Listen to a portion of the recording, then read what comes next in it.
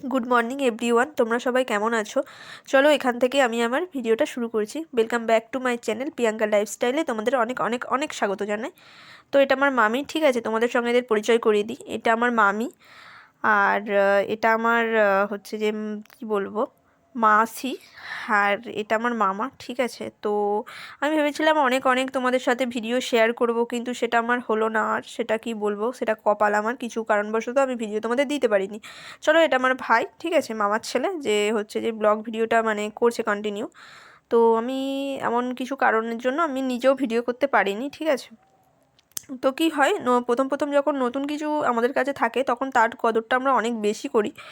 আর তারপর যা পুরনো হয়ে যায়, 2-4 দিন, 1 সপ্তাহ যাওয়ার পর দেখবে সেটার আর কদর থাকে না। তেমনই একটা মানে কি বলবো, আমাদের এনার্জি লস্ট হয় অনেক সময়, মুড সুইং করে। তো সেখানে কি হয় যে এত কষ্ট করছি, এত কিছু করছি, কিছু হচ্ছে না, তুমি দেবো না, 2-3 দিন পর দেবো, এটা হয়ে থাকে। তো এটা কখনোই করা উচিত নয়, কারণ আমরা ইউটিউবে যারা বিগিনার তারা কিন্তু প্রতিদিন একটা ছেড়ে দুটো ভিডিও আপলোড করা দরকার, ঠিক আছে? যেখানে কি হয়, মানুষের কাছে প্রতিদিন হচ্ছে যে পৌঁছাতে পারে আমাদের ভিডিও।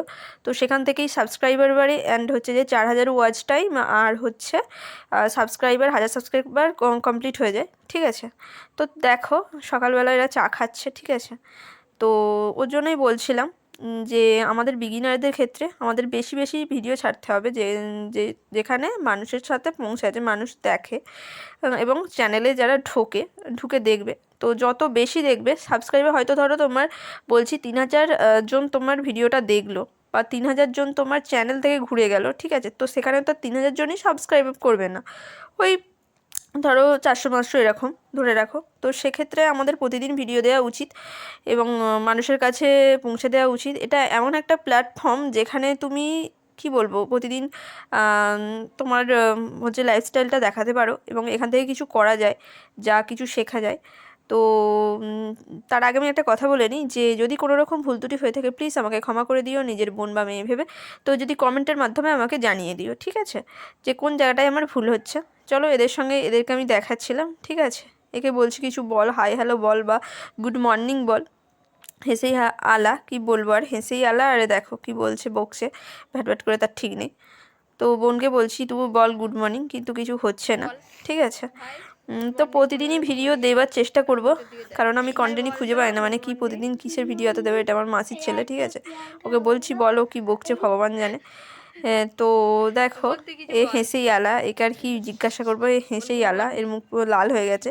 আমার মানে ক্যামেরার কোয়ালিটিটা অতটা ভালো নয়, ফোনটা চলছেই না, কি বলবো আর। তবু এই মানে ভিডিওটাকে এত ভালোবাসি বলে, ইউটিউবটাকে আমি এত ভালোবাসি বলে ওর জন্য পোস্ট করি, কারণ আমার ভালো লাগে, ঠিক আছে? তো সেক্ষেত্রে কি বলবো আর তোমাদের, মানে বুঝতেই পারছো কি বলতে চাইছি। 4000 ওয়াচ টাইম কমপ্লিট করতে গেলে খুব খাটতে হবে, খুব পরিশ্রম করতে হবে, ঠিক আছে? এনার্জি চাই, ধৈর্য চাই, তবে একটা জায়গায় পৌঁছানো যায়। সেটা সবাই তোমরা জানো, কত ধৈর্যর পরীক্ষা নেই আমাদের।